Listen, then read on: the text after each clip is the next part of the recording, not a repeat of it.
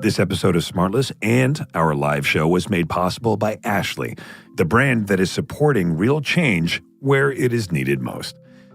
Did you know that more than 7 million children are affected by the welfare system and over 368,000 are currently in foster care? So when we heard those numbers, we were shocked. That's why we partnered with Ashley and SiriusXM to make a donation to For Others, an organization working to end the child welfare crisis in America. And I got to tell you, it feels really good to be working with a brand that is making a positive impact. Not only are they generous over at Ashley, they also hooked us up with some incredibly comfy furniture, which is nice as well. And they provided a lot of furniture for our onstage live show. That was also very great because we figured sitting on the floor would have looked very awkward and been very uncomfortable. It was actually like podcasting in a living room, but just nicer than mine. I'm not saying that I fell asleep mid-show, but I might have, listening to Sean and, Jason being on an Ashley couch. Boy, that'll put you out. Anyway, Ashley offers timeless, well-crafted furniture with white glove delivery right to your door.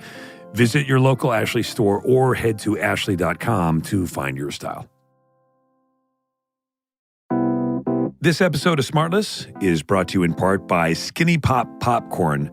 We had snacks at the live show, thanks to Skinny Pop Original, and which, if you haven't had it, it's deliciously popped. It's perfectly salted, and somehow it's always the first thing gone in the green room. And when I say somehow, I mean Sean and Jason, because as soon as we got there, we had this green room that had all this Skinny Pop, because like I mentioned, Skinny Pop was one of the sponsors.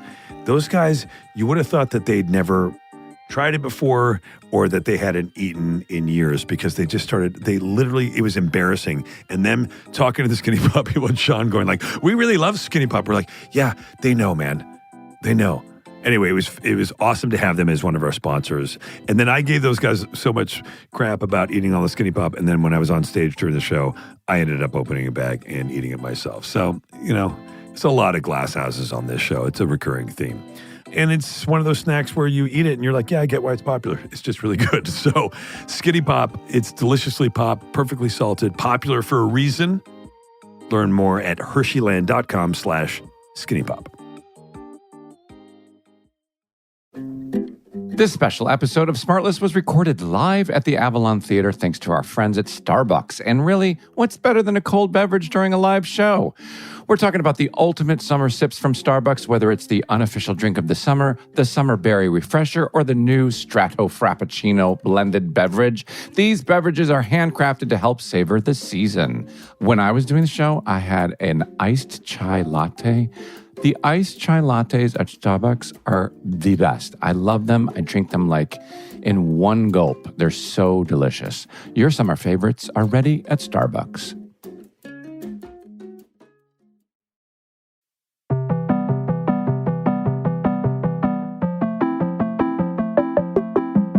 Good evening and welcome to SmartLess Live. Are you ready to get going? Oh, God. I don't know. I don't know if I want to. Yeah, How is this guy still talking? No, you have to do it. Please welcome the guys from SmartLess. Hey!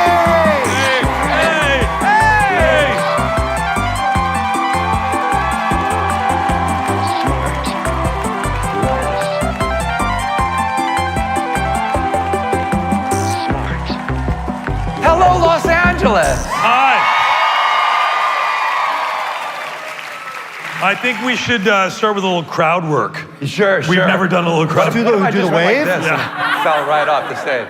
Last time I was here, I was right about where you were, sir, with a belly full of booze, watching Smashing Pumpkins play up here. Oh, yeah. That was about 25 years ago when it was the Palace. Anybody? And it was just booze, right? Just the booze. Yeah. The last time I was here was for some gay bullshit. No. Well, happy Pride. Should we sing? And also happy Pride. Yeah, let's sit. Look at this nice Ashley furniture here. Yeah, Unbelievable. Wow, it makes me want to go right to gorgeous. sleep. How many microphones do we get? I don't know. I don't know. So Guys, I'm good. so thirsty. I need a little pick-me-up. Yeah. I wonder if... Me too. Oh, it's empty. There we go. What if they were all empty? I was just like, yep. And I guess if you're hungry, just... Sure. Sean, what's the prop?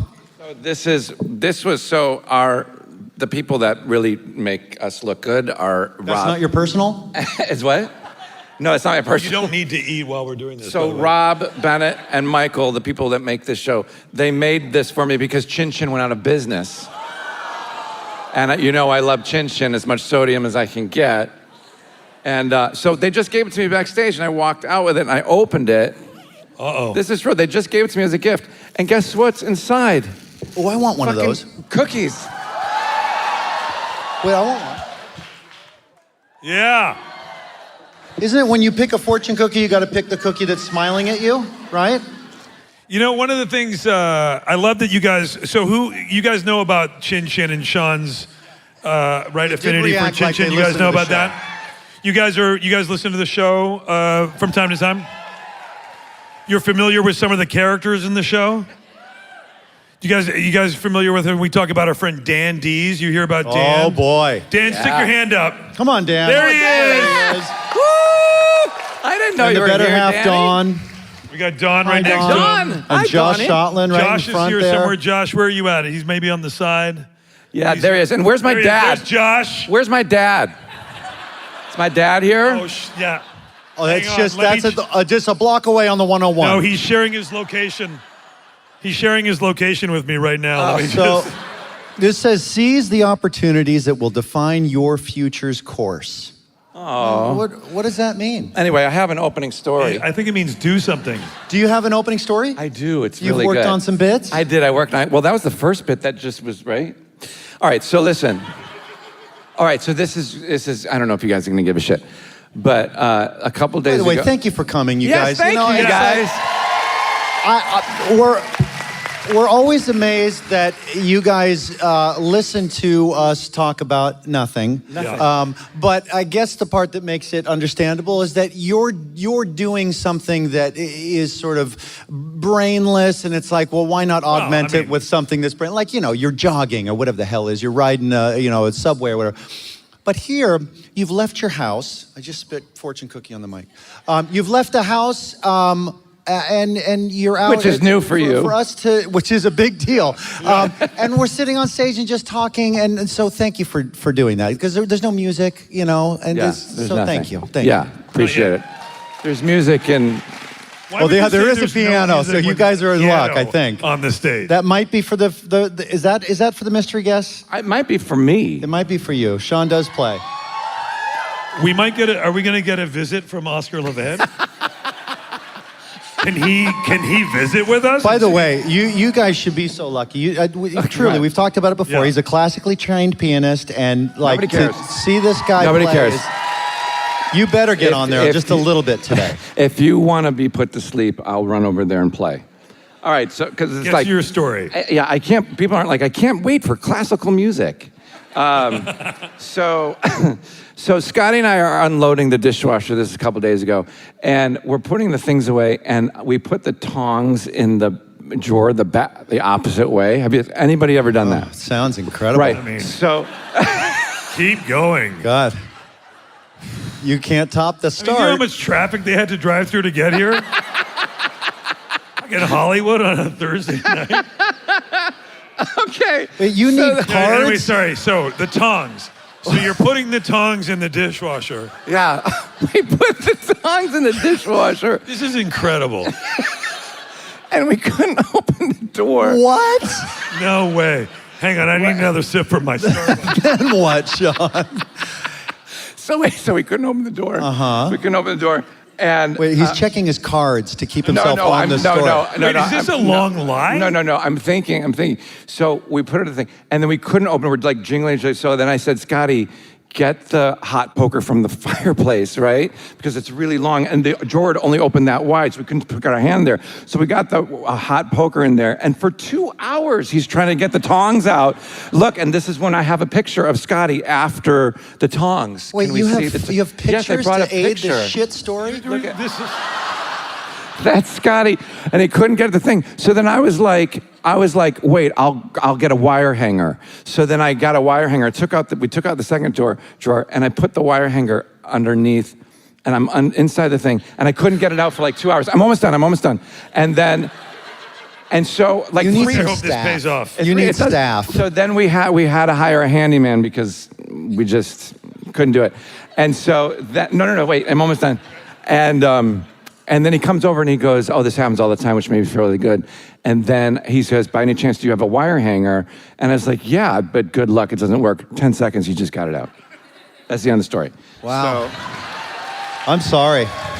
Honestly, Don't applaud our that. deepest apologies. You'll get more. Our deepest. And Look, you it give doesn't- me shit for long-winded questions. You have a long-winded story that at least mine ends with a question But mark. I brought a picture. But that picture wasn't. I mean, I wanted to see a picture of you jackasses with the poker. Well, we could've- That would have been good to see. Yeah, that. like a video of that. Yeah, or a video or something. And it was just a picture of Scotty with dirty hands. Yeah, because of the poker from the fireplace. Did you run this by anybody? before? No, I did. You should. Yeah, okay. You should have. Look All at right. Scotty up there giggling like the story Scotty? worked. There's Scotty. Didn't.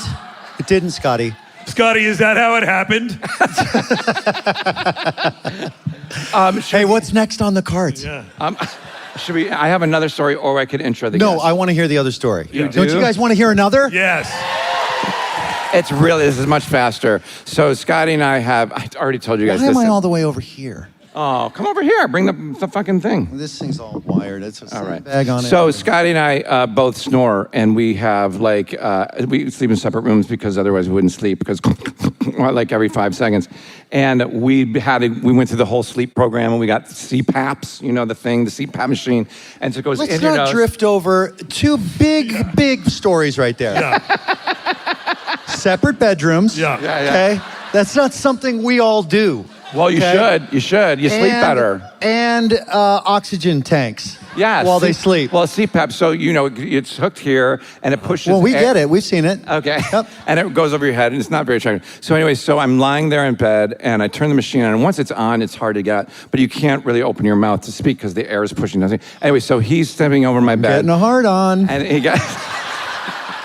God. How do you guys keep it alive? I mean, this is technically now not show business. No.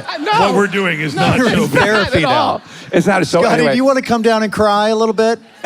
So anyway, so he's standing over me and he's just saying goodnight. And I said, he's like, all right, you good? And I'm like, yeah. I'm like, I just nod because I can't talk. And he goes, okay, goodnight, I love you. And I go, I love you too. Oh, God. Come on, I told you that already. And no children, right? What? No what? No children? No children. No children. A dog. Wait a second. A dog named Ricky. All right, let's get to our guest. Ready? Do you want to add something? I mean, Do you want to add something? no, I just love just your day to day. It's It's interesting. incredible. Isn't it? There's Yeah. such a whole wide world out there. And anyway, Anyway, next time you come over, I'll show you. I do want to come over and see that. So my guest today, our guest today, It's your guest. It's I won't my claim the guest. guest yet. yeah. writes the kind of songs Okay. that make you want to text your wife or husband or ex or mistress or hookup or best friend. Or CPAP partner. There are also songs that you'll love and never forget for the rest of your life. He once tried stand-up comedy, collects rare watches like it's a competitive sport, Oh, and what- swears he's not as intense as he looks mid-guitar solo. He's the reason you bought a guitar or learned how to play the piano. And he's someone I'm proud to call our Sirius XM brother. Please welcome one of the most absurdly talented, relentlessly curious, deeply thoughtful, and consistently brilliant artists of all time, John Mayer.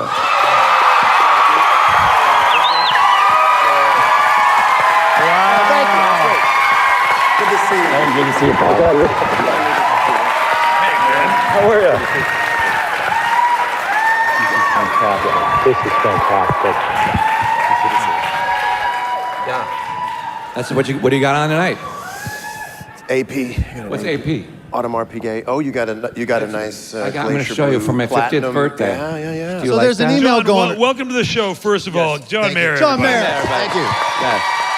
Thank you for having me. Thank you Thank for being everybody. here, John. And, Thank you. And it should be noted that we wanted to have you on the show for a long time, which is going to go into Jason's story. And I know where you're going to start. Go. Well, yeah, you know, the mystery guest thing is a real thing, unless it's, you know, like a president or something. We got to like be together and know stuff.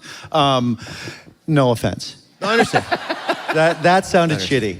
No, it's fine. So there's an email that goes out the other day about this, and it says somewhere in the email something about John Mayer.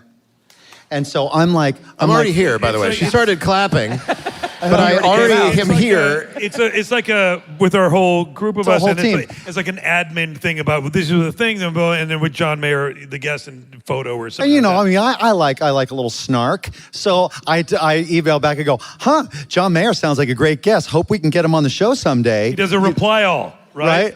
Meaning like somebody screwed up and put John Mayer on this email. Now I know who the guest is. So And- then I answer. Go ahead and finish, Will. Well, hang on.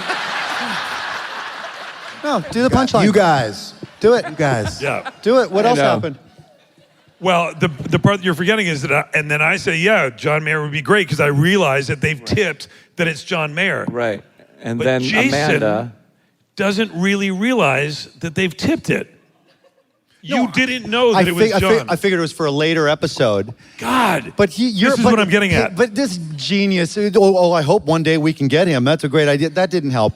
My wife, for the last 6 or 7 days, says, you know, it's like, well, what should I wear, baby? Oh, don't worry, wear something funky because she's really funky. And she goes, oh. I said, well, you know, telling me the sex of the guest doesn't really give away the. So it's a female, huh? She goes, yeah, I'm sorry. I said, baby, don't worry about it. So for 5-6 days, it's she. And then, of course, here There comes you are. John, and What? she's giggling up there Again, in the it's corner. Great work. It said in the email that it was John Mayer, man. But not for this one. I don't think it was for this of course one. it did. It said what we're doing tonight. Oh, I'm a skimmer. I must say skim. John, welcome to the show. Thank you for having me on Great the show. to be here, John. Great to be here. Yeah. Do you own a pair of tongs? I'm kidding. So, Yes. do you remember the first time you and I met? We have met, I think the only place we meet are at a certain somebody's Christmas parties. Okay, but we met before then, and we have a picture of me and you meeting. Uh-oh. Hey, want more picture aids? All right, let me try to figure out where this That is. is the bucket list That's premiere. the bucket list yes, premiere. which you wrote, say what you want to say. Yes, say what for you the, need for to the say, movie. yeah. And did you know? I'm glad you remember. The irony being that it was not on your bucket list to go to that. So you wrote the song "Say What You Want to Say," which was a massive hit. I love that song so much. And but I don't know that people know. This is just sidebar. The bucket list, the term "the bucket list," was invented by the writer of the movie Yes. "The Bucket List." Yes. Really? Like a lot of Really? Yeah, so people believe that has been around for decades, and it really was written for that movie. And Yeah. I believe it's one of those things, it's a little bit like The Crying Game. People will reference the title. Right. And I think that the name of, if I may, we both were involved, me tangentially. Yeah. That's one of those films where the title of the film has gone on to live on a little more than the film itself. Yeah, it's not wild. Wait, come on. The term "the bucket list" did not exist before that film. It was in the email. This is why he gets the big bucks. Yeah, that was a great night, though. That was a great night at the Oh, premiere. isn't that amazing? Yeah. I'm glad you remember it. Yeah, I do. I'm kidding. So wait, so Sirius Brother to Sirius XM Brother. Yes. You have your own channel. What is it, 14? Or Channel what? 14, Channel 14. Life with John Mayer. Channel 14. I don't know if you know it. But, Wait, what happens on Channel 14? What happens? What's going down on Channel Well, 14? yeah, what happens? What? So I was very high one night, and I had this idea for a radio channel where the music changes throughout the day, so that wherever you are in the day, you turn it on, and there's like a playlist for that hour. Yeah. And son of a bitch, it worked.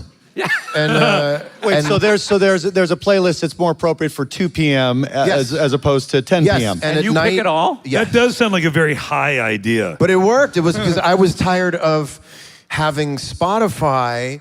Spotify was always to me like, oh, Yeah, yeah, boo. Pandora, yeah. But Spotify to me was always like your That's where the serious folks are grandmother. sitting. Right. Like your grandmother would learn one thing about you Right, when right. you were 5 and continually give you gifts based on that thing for the next 10 years. That's right. And I remember Spotify would be like, "Oh, you like George Benson, don't you?" And I was like, "I told you I wanted to hear Bring on the Night one time." Right. You know? Right. Or Give Me the Night it's called. And so I was like, what if we broke out of the algorithm? Because what ends up happening is you go to the gym and all you want to do is just hear something while you're working out. And you go, I don't know, just give me the War on Drugs. Give me War on Drugs. And then you get the same first song and the same second song and the same third song and the same fourth song. Yeah. And so I really feel like it met a need. And I like making stuff that meets a need. Yeah. I like that. I get a kick out Like of that. SmartLess Mobile. Yes. Hey, what's that, Sean? Wow, Sean. Sean, what's SmartLess Do you- Mobile? Sorry. What is SmartLess Mobile? We just launched it 2 days ago. It's a mobile service that we're doing. Anyway, Well, so, why would somebody want SmartLess Mobile? because 90% of the time you spend it on your cell phone, you're using Wi-Fi, so you're overpaying with an unlimited plan where you could save half of your bill. On I could SmartLess save Mobile. money right now by going to SmartLess Mobile? Absolutely. Unbelievable. Tell me more. Go to smartlessmobile.com. Did you really do that? We did. Yeah, Yeah, we did yeah. 2 days Good for ago. you. We're going to switch your phone before you're out of here. All right, Great. so listen. It seriously takes 90 seconds. Great. But wait, here's what I want to know. Can I get in? Yeah. So we're up here on stage. This is not comfortable for me. I'm a shy person. I don't like the spotlight. I don't like being myself. And I see all the faces and everything. This is something you're very comfortable with, Yes. right? You've been on stage since how old?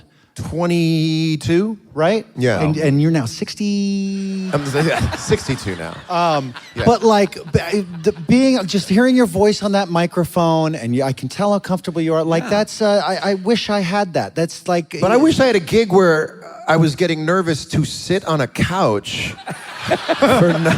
I'm looking at this going, this is the greatest gig ever. It is. There's a To little come throw sit on rug. the couch. You're getting nervous to come No, out and it's sit on just the not couch? super comfy for me, but you're a freaking rock star. Okay, let me and tell you something that'll looking help. out at people and singing and strumming, that's your... Jason, every one of these people, if you needed a place to stay tonight, would let you sleep in their guest room. That's a great point. That's what you Yes. tell yourself when you get nervous on Every single stage? one of these. Why would you be nervous when every single one of these people would put you up in their house? That's a nice window into John's How brain can you be right nervous there. now? That's what I ended up doing at one point. I went, every one of these people would let you sleep on the futon if you needed to. So what are you nervous about? And then Fuck I the went, futon. I bet it'd be like, welcome to our marriage. Probably. Have you guys ever to get over nerves done the Brady Bunch trick where you just imagine somebody in their underwear? No, that doesn't work. Does it? Does it work? Have you guys ever done that? It kind of works. Really? I just imagine myself taking a 1/4 milligram of Xanax and then I do that. A quarter And then milligram. I manifest. Yeah, I just need a little chip. Just a you know. touch. I just need a little chip. No, you don't do that. Yeah, sure. I mean, every once in a while. All right. I mean, okay. Whoa, so got this to. is an unknown thing. Okay. It's a little different. I mean, I'm not high right now, but if I'm coming out to do my show and there's muscle memory, then I don't get nervous. Yeah. But if it's the unknown, it can be a little. You know what ends up happening a lot of the times? When I'm a surprise, I start getting amped up and nervous because That's right. I know I'm a surprise. You know what I'm talking about? Yeah. And- I get nervous every day. I got nervous coming out here Yeah. because it's you. Do you have any pre-show OCD-ish things you do? Okay. We did we did Kimmel the other night and Tell them the story about the dishwasher. Yeah. He's got a great one for That's you, a John. safe one. And sweet Sean took the seat furthest away from Jimmy because he said, I don't want to sit next to you, Jimmy, because I get nervous these days. Yeah, I get nervous on talk shows, big time. Yeah, but if I prepare like I did today, I which get is- less nervous. Sure. Yeah. And you may not even go to those cards if you don't have to. No, watch me. Okay. So you did stand up, which I love. I didn't know you did stand up comedy. Yes. Yes, I did my not God. know that about you. That you did stand up comedy one This point. guy was nominated gave it a- yeah, I gave it a singularly try. as best host. For best host. Best host of a podcast. No, by himself. I say that because I did too. I actually have a joke that I read on the internet today. It's the FDA. The FDA just approved a medication for lesbians with depression. It's called Tricoxagen. It's not bad. It's not bad. Do you have one? Do you have one that you like? I mean, The worst You read the ever. punchline. I did, because I was nervous. I was nervous that I wouldn't get it right. Wait. Maple, my incredible daughter, 13, right up there, told me a great joke today. Knock, knock, who's there? Who? Oh, right. Yeah, wait, knock, knock. Who's there? You can... Jason, I'm you new to can comedy. do it with them. Are you guys starting to get it? This is why he gets a big bucks. He's a See why I'm moron and I'm cranky? worse. Do it with them. Do it with them. Do it to Oh, them. hey, knock, knock. Britney Spears. Knock, knock. Britney Spears. Oops, I did it again. Oh, God. Johnny, I can call That's you Johnny, Maple. right? Do you have like a go-to joke that I you didn't do it long enough to have a go-to joke. What was your but style as a stand-up? I didn't even. I mean, I wanted to be observational. I wasn't. The thing is, and I'm glad I did stand-up because I'll do shows with Dave Chappelle now, and I'm not the front and center, but I understand him. I've seen so much stand-up. I used to go to the Comedy Cellar every single night in New York City. I'd go to the Comedy Cellar, and I was just enamored with it. When I was younger, I didn't have this thing in my head that would say, that's not for you. And so I would look at it and I'd go, I'm gonna do that too, I'm gonna do that too. And I didn't quite put the time in that it would have taken. I mean, what you're supposed to do if you really wanna do it, get your tapes, watch your tapes. Yeah. And I didn't wanna watch the tapes. I wanted to drink just enough to watch someone do stand up and go, I can do it.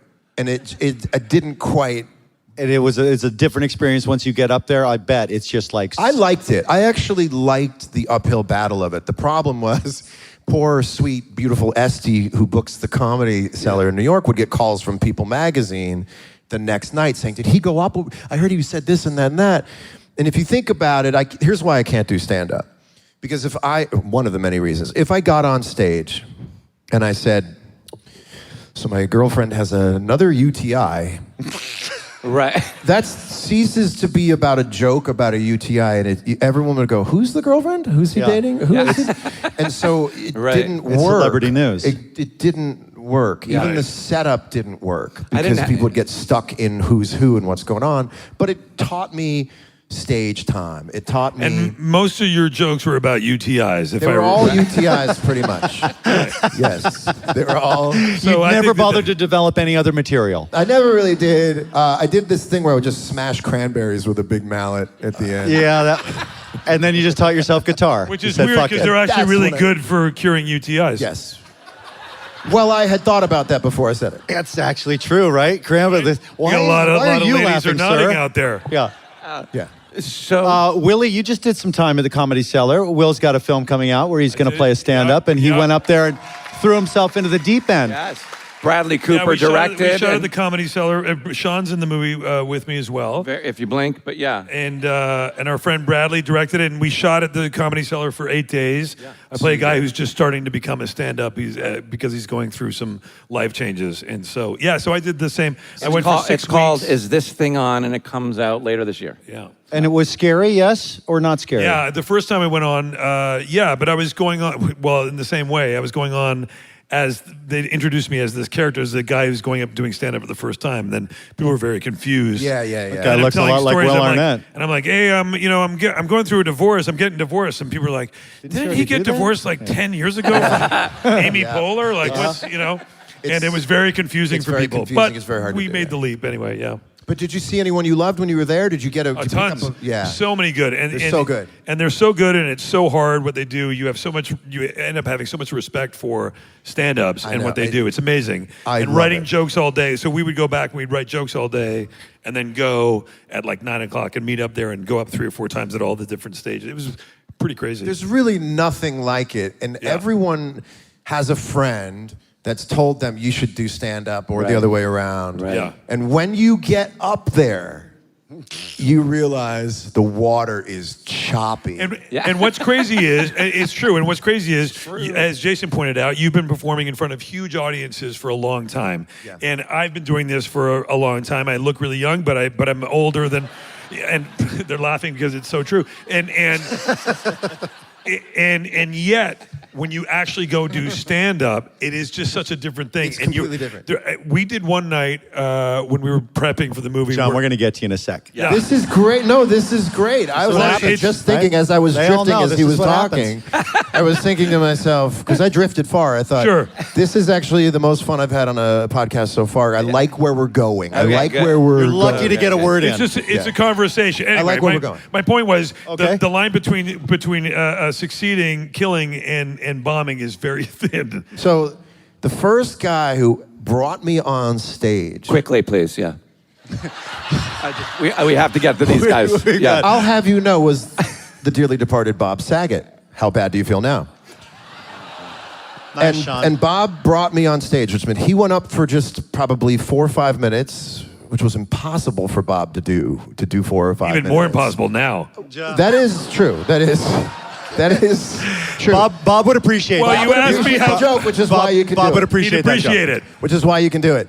And he brought me up on stage, and I immediately felt how difficult it was. And this is the real problem. This is the real. I'm trying to put you in my shoes if you were to do stand-up.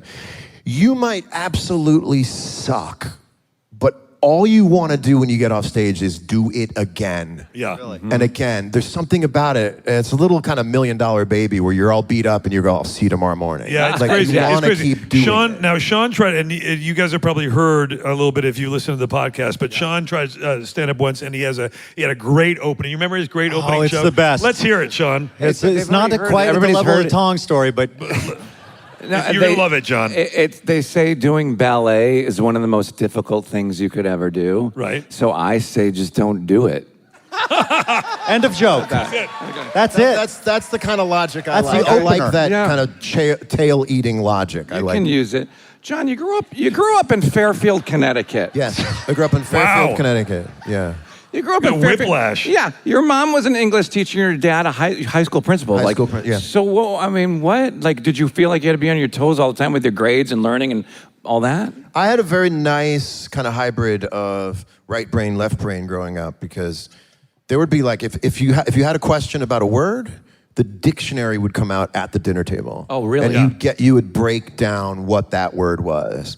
But then I would also go in my room and kind of escape from all of it and just play guitar. And if you put both those things together, it's very good for being a singer-songwriter because you've got the left brain, right brain thing going. So Right. I hear things when people are talking to me. I know what's wrong with all of the grammar they're using, and I just let it go now. Does it drive you crazy? Do you Yeah, have does any? it still drive you crazy a little bit? There's a couple ones that drive me crazy, and it's number and amount. Do you know about number and amount? No, tell me. I'm going to change your life forever, and you're going to annoy all your friends.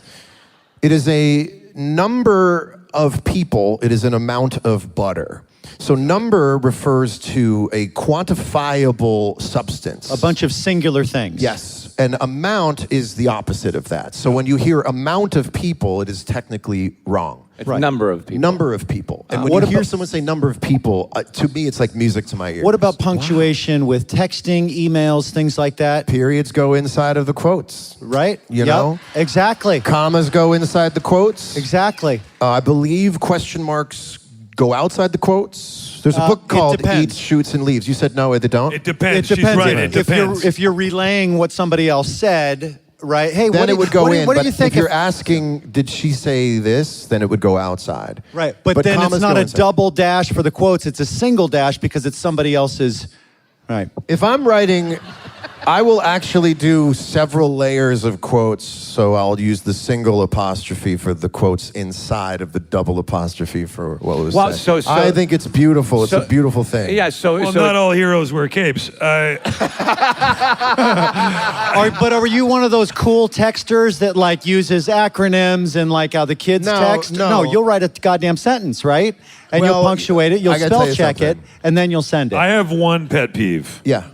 which is when people use hung for when someone was hanged. It's hanged, It's hanged. not Yeah, hung. and that, Right. comes, that Right? comes in handy Thank a you. lot. Yeah. Oh, Well, oh, because he searches it on Google all Do the you time. have that, John, where you feel like the urge to correct people? I will tell you, I have a rule. I have a rule. If I feel like it will help them and they will appreciate that help, I'll Yeah. do it. And I'll Yeah. have a way of saying, there's nothing wrong with you saying it to me. I think you'd want to know, and I want you to. So you can judge it. Here's one that's just a real doozy. Yeah. When I'm looking at an Instagram caption and someone says they were honored to be a part of something, but a part is one word apart, which is the exact opposite of what they're saying. Right. That one is bonkers. Right. Yeah. Or what about when you're sending a text? The send button is not a period.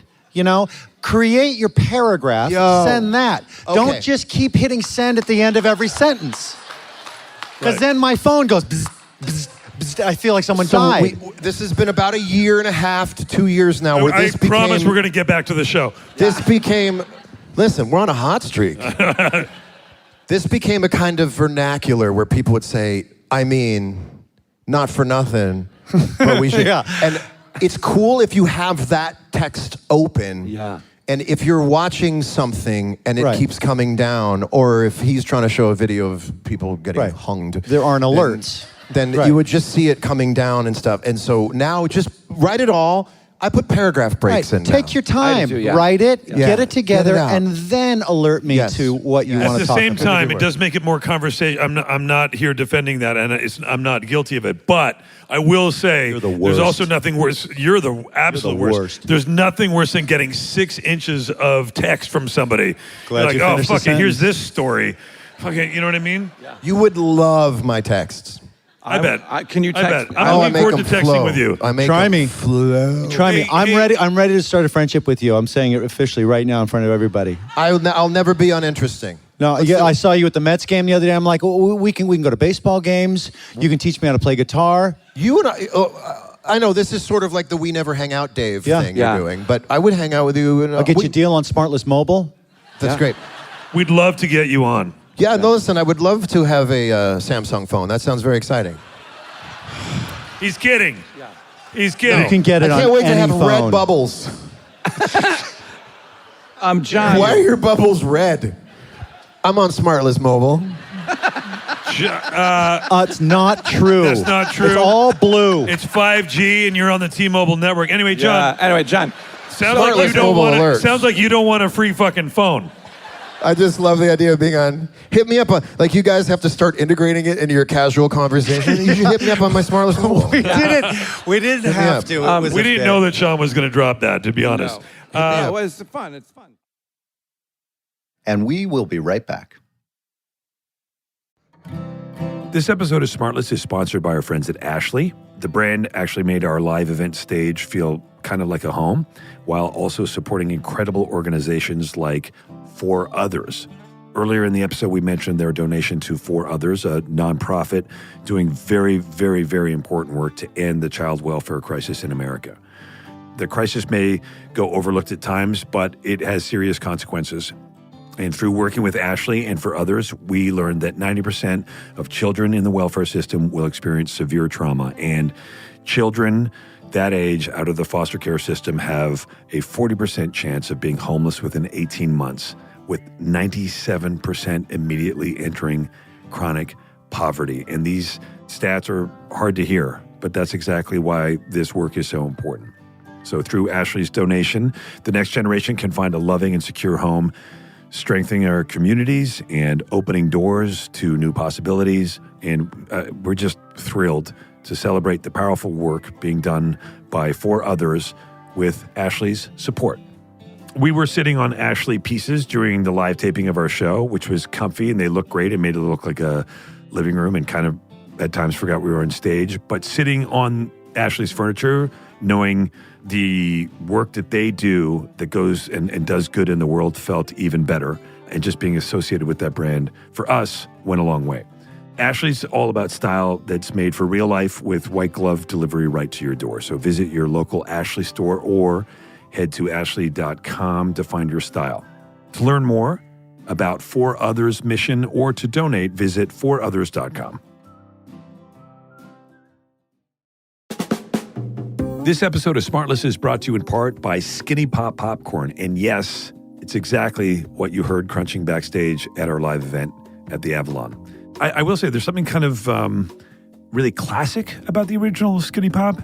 No fluff, it's just got the good stuff. It's deliciously popped, perfectly salted, light and airy, kind of like me.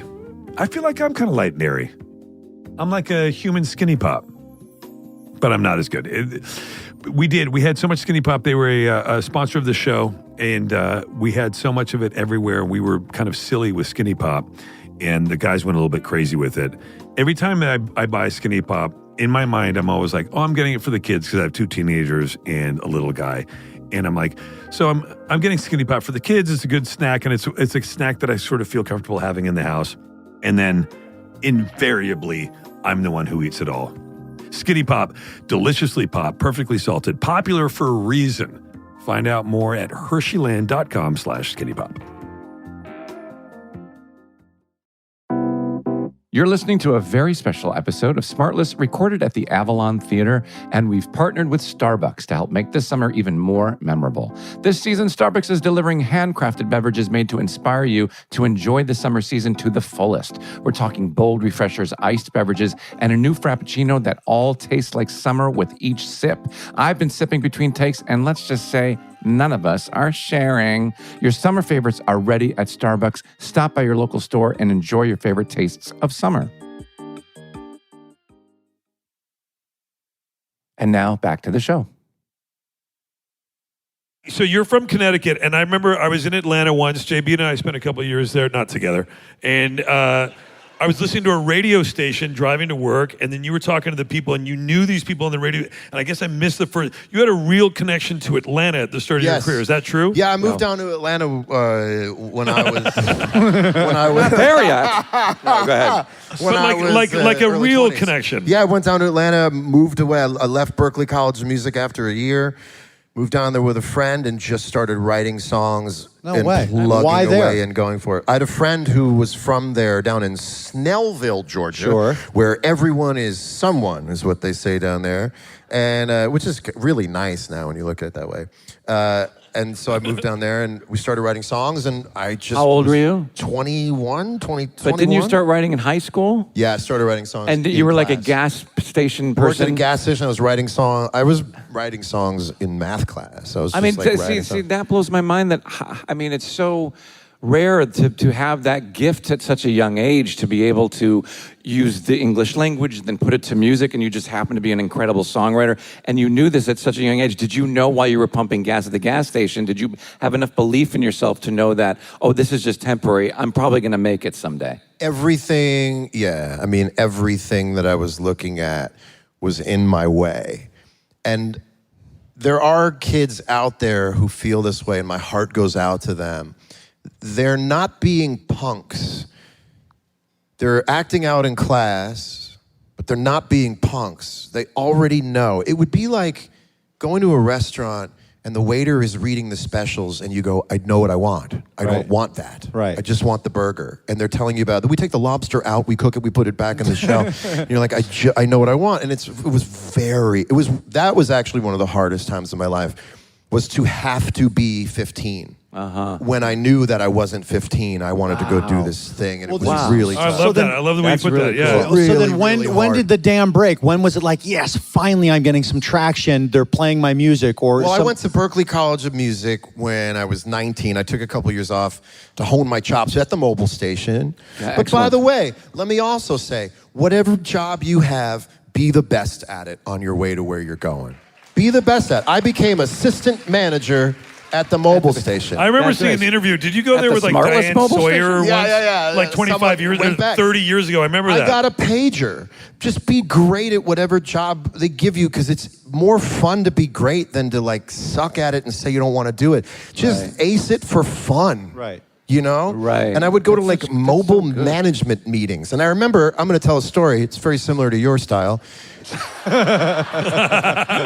I was sitting at a meeting in a convention room with all of these mobile managers, and there was a woman who was giving a speech to all the mobile managers, and it was called Give 'em the Pickle. And it was all based on, if you're working at a deli, and someone comes up and says, can I have an extra pickle? Don't charge them for another pickle. Right. Give them the pickle. That's right. That's a cool lesson to learn from That's pumping right. gas, and That's makes right. up for how stupid Sean, you get that's from always been inhaling your the motto fumes. too, right? Yeah. Give him the extra pickle. Give him the pickle. Yep. And if they don't, and if they like it, give them the second one for free. So, So, how old were you? So, wait, how old were you when you actually picked up a guitar? And what made? And was it really Back to the Future? You're like, I want to be Yes. Marty McFly. Yeah, I saw Back to the Future and whatever that crazy. thing was, which was that moment of like comeuppance, you know, like that always meant something to me. And then I would like go to tag sales. We called them tag sales in the Northeast, or garage sales. And I'd buy, a guitar. I had my mom buy me a guitar for like $2. And like the first 4 guitars never had all 6 strings on them. But then I'll never forget the day I had a guitar with all 6 strings, because that was all of the strings. And then I could really go off and running. And I just saw the geometry of the thing, and I went, got it. And it wasn't that I knew how to play the guitar, but I knew how I was going to. Yeah. And I just so quickly went and took things like rocks from the don't know it pile and put it into the know it pile. But it wasn't because I worked harder. I just looked at that thing and I went, I got it. That's Well, just did amazing. you self-teach? Did you just like start making noises? Yeah, I was and lucky. If you're ever anyone out there, if you're gonna give your kid a guitar, don't give them lessons for like a couple weeks. Yeah. Just go looking around, play around. Just because I still see the guitar neck the way I did when I first looked at it, and then I started taking lessons, and then the guitar instructor, they used to cut it in half. 30 minutes would be 15 and 15. The first 15 minutes would be learning from the book, and the second 15 minutes was like bring in a song, and the guitar teacher will show you that song. And before long, it was just all bring in a song, and it was all show me everything, and I'd go home and I'd come back and I'd do it, and I'd go, give me more. And you just loved it. And I loved it, and then I know you're trying to get me to taper down with this story, and I'm almost there. No. I'm gotta get to a truly commercial. Sean, So were you you- loved were it you- past was it- tense. were So you like past that? tense loved it. Sean, were you like that with the piano? Honestly, I went through the did you have phase. an I affinity started. I started at 5 years old. Literally came home from kindergarten. My mom was like, "Do you want to take piano lessons?" I literally said, "I'm not doing anything else. Why not?" And she lived across the street, and I started taking piano lessons. And then as I got older, all the adults in my life kept saying, gosh, you're taking piano lessons? I wish I would have stayed with that. Or violin lessons, or whatever lessons they took. Over and over again, all the adults would say, I wish I stuck with it. And so I turned that messaging, I turned all those regrets into motivation. Wow. And so I was like, there must be something to that. I wonder if I just stick with it, like everybody's saying they wish they did, it might pay off, and I might get respect for it, because they gave up on it. So I don't know he's got why a it's stuck Tony. in it. Yeah. Yeah. Yeah, I absorbed all Instruments, connecting with an instrument is like it's like flying. Every Yeah. time I've tried to teach myself how to play guitar, I can't get past how much it hurts my fingers. I know. So I stop I know. every time. It hurts. Yet man. you'll watch a series for 9 episodes because someone says it gets good on the 10th. Yeah, right. Like the things we'll stick with and the things we won't. I know. But also you have to get a guitar that's set up right. Sometimes people's first guitars have been in attics and stuff. Do they make soft strings? They make soft strings. My You know, they 14-year-old's here. He's up there, and he started playing bass a couple years ago. Now he taught himself to play guitar, and he's making music in his room. You knew that. I told you that. Abel, yeah. where are you at, Abe? He's up there somewhere. Bass strings, that's easier on the fingers. Those are bigger Well, I strings. think it's like Depends. it's like a gateway drug to guitars in a way, right? Bass. Yeah, I mean, sometimes it's whatever the band Sorry, needs. buddy, I don't mean that. But it's all about whether the guitar is set up Oh, right. you're going to pay for that later. It's only 4 strings too, right? Yes. When did you start having panic attacks? Oh my God. Boy, Because nice, smooth. Because I had Worst them too. host in the history No, of listen to me. podcasts. Because I had Like them 20 too. seconds ago. Yeah. Because I had them too, and then I get AFib, which is cardiac arrhythmia, which you have. I have as well. And how do you know when you're in it or no? 'Cause- Okay, is there I a know doctor when in the I'm house in it, just in but case? I have so much. They both seem like they're ready to pop. Yeah, because I had to go to the emergency room a lot to get Yeah. cardioverted. Is that what you had to do? I didn't have to do cardioversion. So let's just get super esoteric here. When I was 17, I had AFib, paroxysmal lone AFib. Sure. And I got out of it with a digitalis. It's an antiarrhythmic. Got yeah, out I of there. tried that. Doesn't work. Got out of there for me, and it's not. What's going on? It's not fatal for most people. There's a slight risk of stroke. That's right. But it's just a nuisance. Right. And it keeps me honest because I'm on fleckenide, 50 milligrams twice a Sean, day. you talk to the TV at home. You have. Like, I wave goodbye to the ladies in the view. I'm like, watching a commercial, goodbye. you go, yeah. As they say goodbye. Wait a minute. Me too. I tried fleckenide, but then I just take it as needed. Yeah. Okay. I take it because I have lots of PACs or premature atrial complexes, and hundreds a day if I'm not on fleckenide. And sometimes I'll take a metoprolol, which is a beta blocker. Yes. I'll take 50 milligrams of Same metoprolol. Same metoprolol, yeah. Anyway. This reminds me of a TV show idea I have. And it's about a doctor who's a vampire, but he never went to medical school. He just lived so long that everything under the sun happened to him.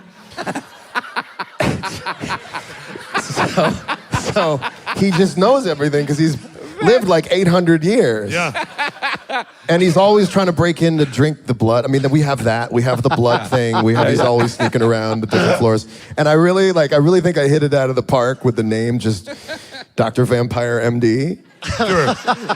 And like just come out with it. And I think if you're driving down Sunset to go back to wherever you guys are, on the west side, and you see a lit up sign over the Saddle Ranch, this is Dr. Vampire MD, that you'd be like, I would check that out. Absolutely. I would totally check Will that you out. write the theme song? Yes. Wait, why don't you have hair on your arms? Simply This the is- worst. This is Absolutely the one. the worst. Simply worse than all the worst. Sean and I have both lost the hair on our shins from I don't socks. have hair here. I just not a I naturally. used to make fun of Jeffrey Tambor for that, but he was like, "Oh, you wait, you'll get old Yeah, enough, I you'll got- lose no, it." yeah. So you're saying you lose hair on the legs? Yeah, from because of socks. socks. Like on the inside, I got hair. Outside, like a biker. Yeah, I'm not a very. I can't grow a beard. I'm not very Same. hairy and Alabaster all the way. Yeah, you and I are smooth. Yeah. We're smooth. We're smooth jazz. Yes. Yeah. Sean, whose body was a wonderland? Oh. I had that. I can tell you, and I think I've told people this much. It was your first girlfriend. Yeah, it was my first girlfriend. Oh my God, he's mocking my answer. The worst host Mocking my ever. answer. I've never had anybody mock an answer. I would have sweetened it up and put something in you hadn't heard. No, it's okay. Sorry. Go ahead. My first girlfriend. Get to it, Mayor. Get to this question. First of all, it's total setup because you asked me the question. Actually, what you're doing is making fun of him for asking. That's right. That's right. That's right. But I did have on here, you have a high-profile dating history. Do we talk about it or not talk about it? Here's why I don't. And that had to do with it. I would talk about me if it related to me. Sure. But I am older now. It's been a very long time since, I have my own situation from that. I stay inside the house. Aren't I a good boy, America? I'm not dating anybody. Aren't I good? Julie, are you, Aren't are you, part- you single right now? I'm a single person. I'm a catch. Would you like? Do you have dreams of being a husband, a father? Absolutely. Yeah. But Absolutely. it's not easy. It's not easy for John Mayer to date. In all seriousness, like, what are you going to do? Like, it's tough. Well, to meet people. No, but I'll tell you, it's a very good. It's a very good filtration system of selecting who's right. So if it's not easy, then that means when the right person comes along, well, then that's easy because of how not easy it is until you meet the right. But let me person. ask It's you easy. about what's right and what's wrong Yeah. for a girlfriend versus a wife versus somebody that you might have a child with. Are you looking for something different now than you were, say, 10 years ago? because they're one and the same. I would not date someone if it didn't have the upward mobility of becoming a marriage. Right. So don't marry a girlfriend, perhaps said differently. But I don't understand. Wouldn't you always marry your girlfriend? Well, I do. I think there's a difference. Explain it. Well, I think. You know what they say? Never marry your girlfriend. Well, but Kind of feels like they never said it. This is going to be good. Hi, Amanda. You know what they say? Hi, honey. Go They ahead, say Jason. be No, friends with your best No, friend. John, let him keep digging, please. babe, should I put the shovel down? Oh no, I do think that. You guys come in separate cars? No, damn it. But you might make a choice to date somebody that you think, well, this would be a fun girlfriend. That it doesn't really have legs to go Not a anymore. distance. But All my girlfriends have had legs. It's something. I mean, I Good for you. Good for you, dude. yeah. So far, I don't. You gotta have standards, you know? It just happens to be. I'm not looking on. But Jay, keep going though. laugh it up, Jiggles. You're on are you on a dating site right now? I'm not. Every girlfriend would I'm be a single, potential too. wife at this point. I am 47, which Oh, you're is, young. So Same. at this point, Same. do you think you're older than 47? Do you still think 47 is young? Is there something about 47 Compared to 63, yeah. No. Yeah. Yeah. It is young. Yeah. So, Yeah, I I'm think 55. but That's young. it's so. However difficult it is how easy it will be to identify someone who's right. I Right. think that's how I look at it. Well, yeah, with age comes, the ability to reflect on your past and not repeat the same mistakes. So when you enter a new relationship, you are hopefully wiser and all of those things. Can I tell you something? I'm going to be really honest. Just between us. Please just say it's all a fucking I am crapshoot. very well behaved.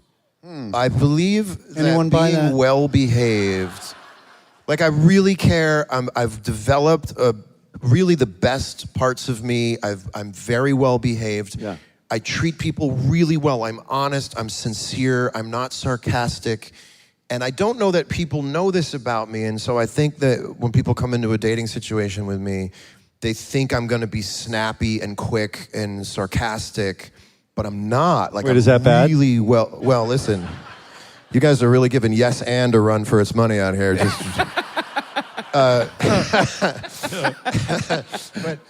But I'm very well behaved, and the thing is, like, you have to be well behaved. Was it always that way? No. Okay. Because you're a rock star, and if I'm a girl thinking about dating you, I think, well, this could be a challenge. Yeah, I mean, see, hell hath no fury, or like, maybe not. Like, nothing is worse than someone who believes they're doing right and they're not. Like, that's most assholes in dating are such assholes because if they would pass a lie detector test, that they mean They're well. good at being assholes. But you right? can mean well and be terribly misbehaved. Right. And that's the kind of trap you get. This is Call Her Daddy, right? Yeah. This is where we are. So I am very well behaved, and I've never articulated this before, so forgive me if it sounds strict. I expect great behavior turns me on. I fixed like high wattage, and I'm not saying anything about What's just good in behavior? general, high wattage Hollywood zing it at you kind of thing. That was interesting when I was young, and now like fucking being well behaved is the hottest shit in the what's world. your What is version that of like good sleep hygiene, table manners? If you know what I would say it is? Responding to insecurity in a sincere way. Yeah. Amen. Oh, that's good. But I do Well, have... the ability to be vulnerable too Yeah, is a that's big it. thing. Nobody- and that's so what you there's get when you get older because you don't give a shit. You're like, hey, this is who I am. So what ended up happening, you're right, but I think that younger people need to get a head start on being more vulnerable. Being sarcastically invulnerable and apathetic is a really good healing mechanism to get over the past breakup. It is a great way to get over somebody, is to go out with your girls and take a couple pictures for your dating site where you're like licking a knife. Whatever. I get it. I get that, but you can't carry that into your next. I fear that there's a generation of people, men and women, who have decided to come into relationships in a very inflexible, sarcastic. Right. Yeah. Vulnerability is the shit. Yeah, it's the best. Leave Amen. yourself so vulnerable that you could die if someone said the wrong thing to you. Yeah. And just die 1,000 times and drive home and do all those farts in the car. Yeah. And get home and go, well, we tried. Yeah. I know that's the route to a quicker, better thing. Yeah, just be vulnerable. I want to get to your career because I have tremendous... I do. I want to get back to my career too. Yeah. I did have something about the sleep that you take magnesium baths. I don't even know what that is. Where did you get? It's magnesium That sounds bath. good. Sean, magnesium are you bath. late for something? Are you in a rush? No, I don't want to overstay our welcome with I feel our like you got this from friends. ChatGPT and you would say, ChatGPT, are you sure about the magnesium bath thing with John? And it would say, you're right. I can't find exactly where I found there was a magnesium bath. I tried looking. I love what ChatGPT is like, fuck, you got me. All right, we don't have to talk about no. So, but I do have. Speaking about being vulnerable, if I can be vulnerable with you right now, that I do have from one musician to another tremendous respect for Take it you. easy. I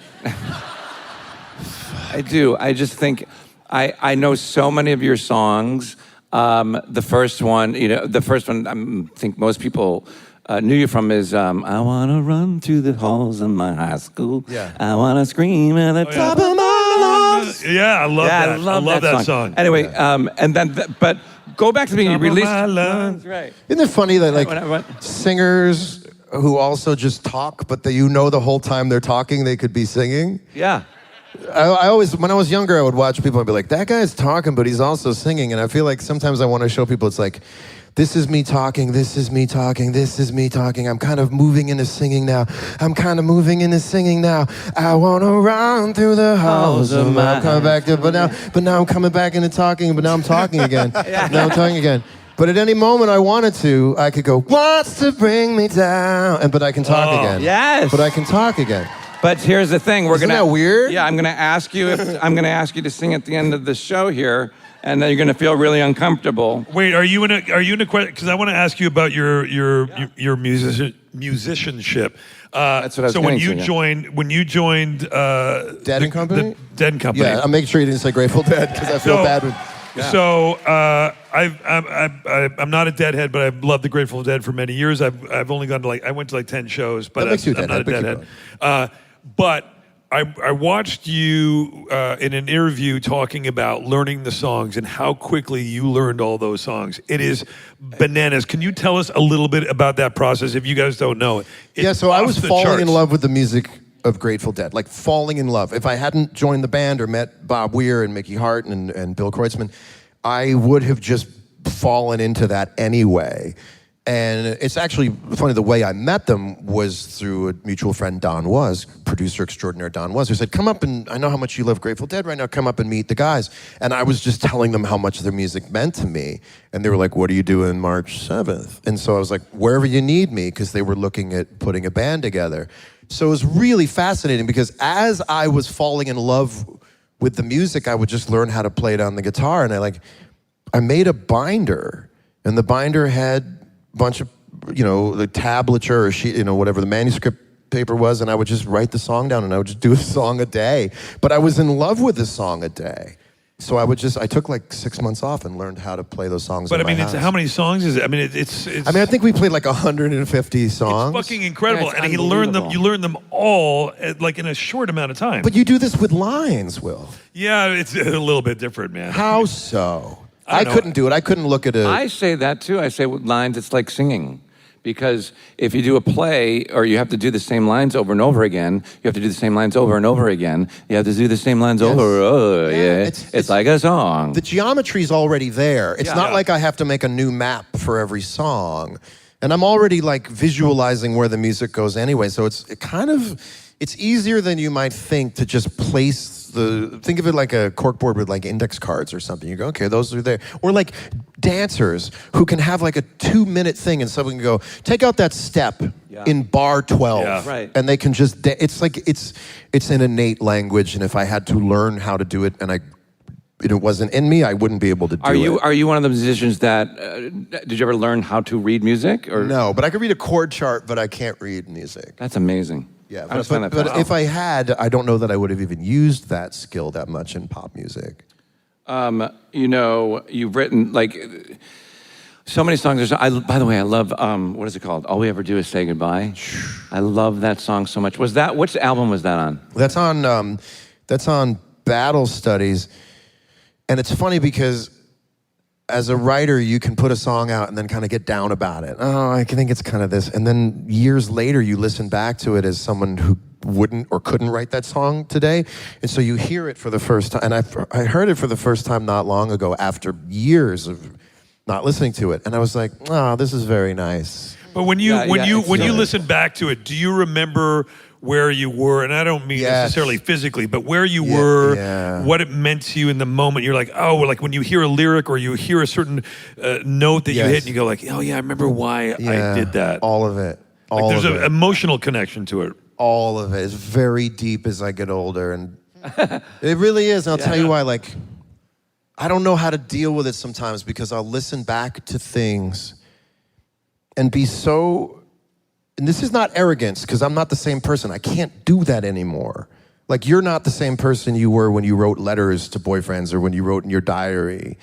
So I can look at it preserved in amber as this thing, and it's very deep. It's very profound because I appreciate it. I can't believe that I did that, but I'm not that anymore. Yeah. It doesn't belong to me, even though everyone would say it does. I go, but those cells that made that thought and the person I was when I was that vulnerable or I was in that particular way and I didn't understand the world and I want to be able to say, hey, that's my song. But I listen back to it and there's a sadness to not having it. It's really hard to explain. But then, John, they have a relationship with the song. When you see it, when they enjoy it or they say, hey, I really love that song. It really spoke to me. I was going through a breakup or somebody in my family died or whatever, and they have a different emotional response to it. How does that hit you? That's great. Whatever it is to someone else is great. And I'm at that age now where people have lost people they used to go to shows with or people they used to listen to the music with, and it makes you more, it's such a deeper connection for people. It makes up for the times people go like, you were my high school crush. Does this happen to you guys? Yeah. Well, yeah, I mean, you go. It's never happened. This is the one. My 14-year-old self is freaking out right now. Right. And I go, so you're not.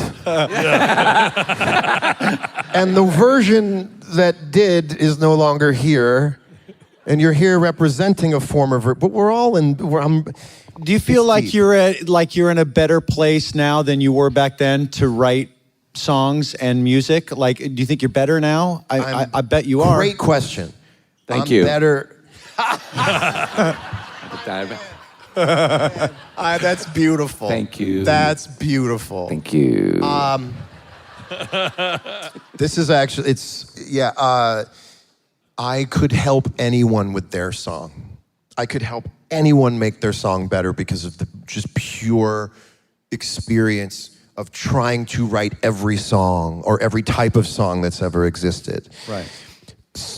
It gets harder to write as you get older, but you're better when you do.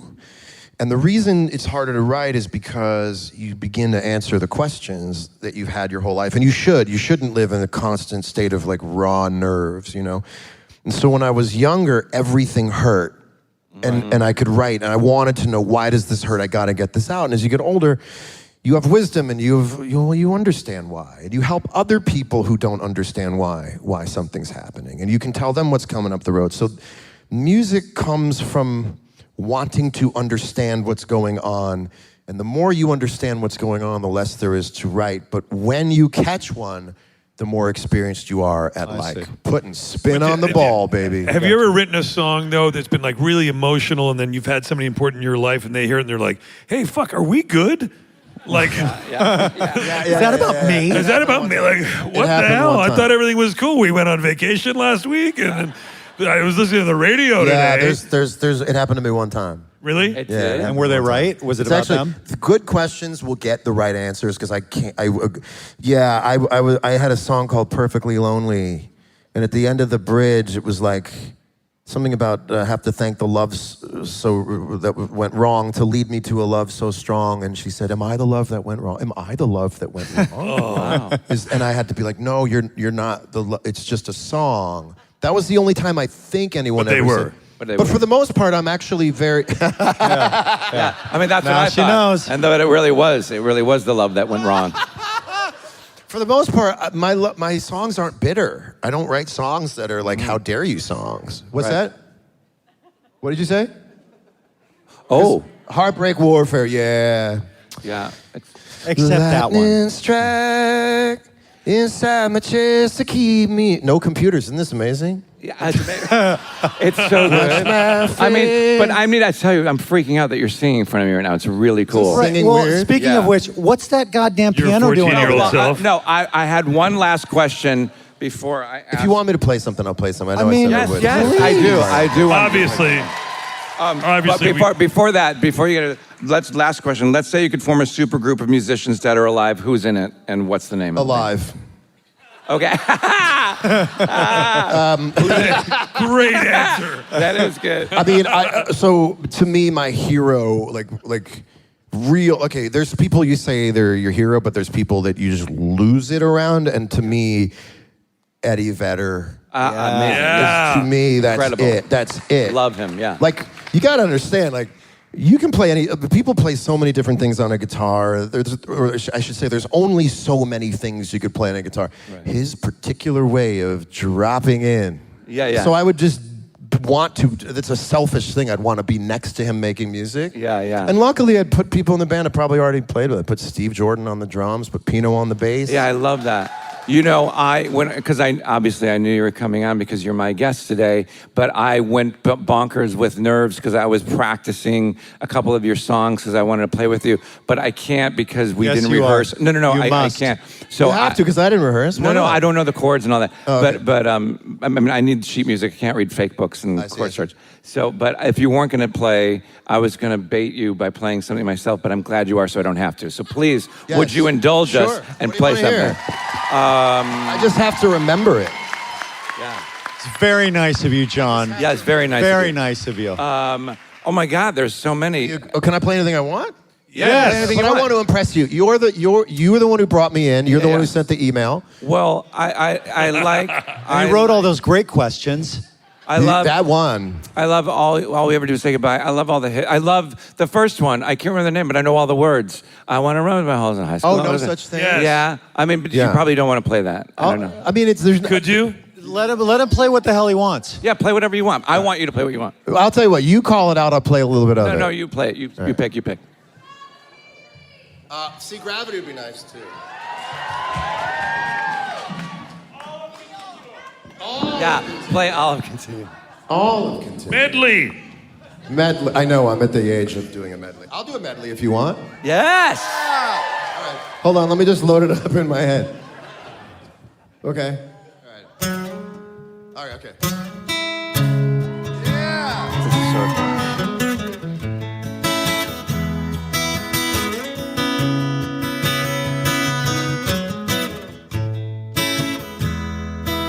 It's not a silly little moment.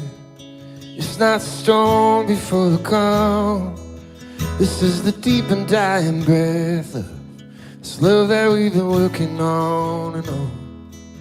Can't seem to hold you like I want to, so I can feel you in my arms. Nobody's gonna come and save you. We put too many false alarms. We're going down, and you can see it too. We're going down, and you know that we're too, my dear. We're slow dancing in a burning room. It's too good. Can I just keep going on this song?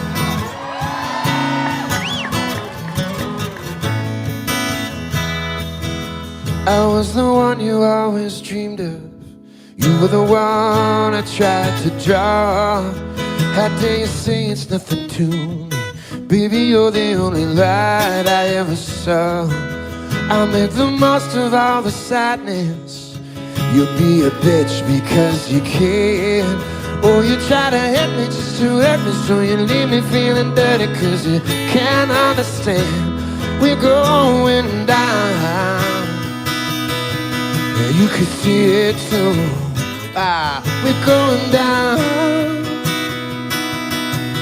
and you know that we're due, my dear. We're slow dancing in a burning room. And now, Sean, in other words, I guess what I was trying to say with this song was all we ever do is say goodbye. Oh, all we ever do is say goodbye. All we ever do is say goodbye. Oh, all we ever do is say goodbye. All we ever do is say goodbye. All we ever do is say goodbye. All we ever do is say goodbye. All we ever do is say goodbye.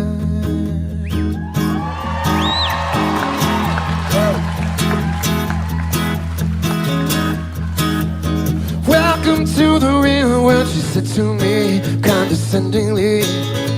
Take a seat, take your life and plot it out in black and white.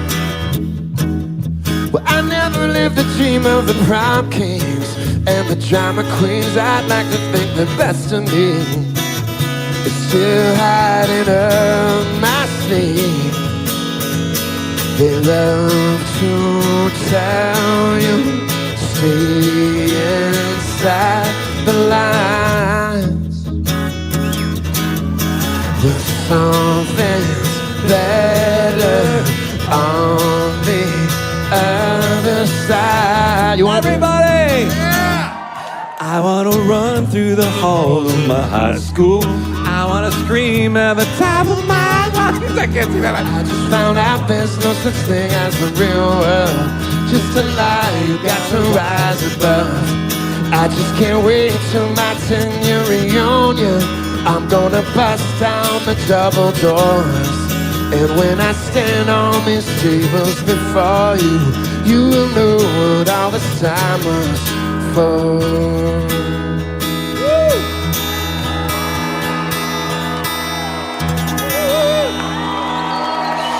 Thank you. John Mayer, everybody! John Mayer! Thank you so much. What a blast. What a blast. Awesome. Great. Now, Sean, job, Sean. I gotta say, job. great job, Sean. Great Now, job, Jason. I mean, I think, bellissimo. Where is he? Yes. Where is he? He's up there. He's in the back of the theater. I love you, Jim Mayer.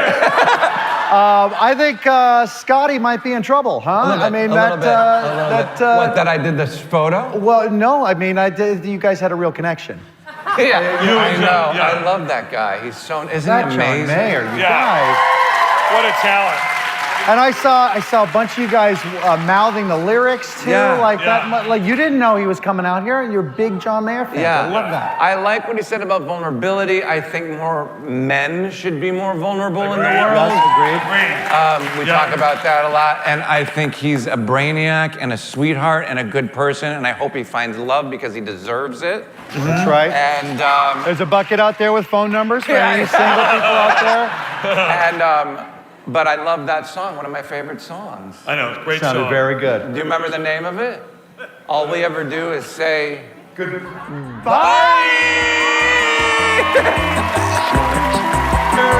you so much. Thank you. Thank you. Thank you.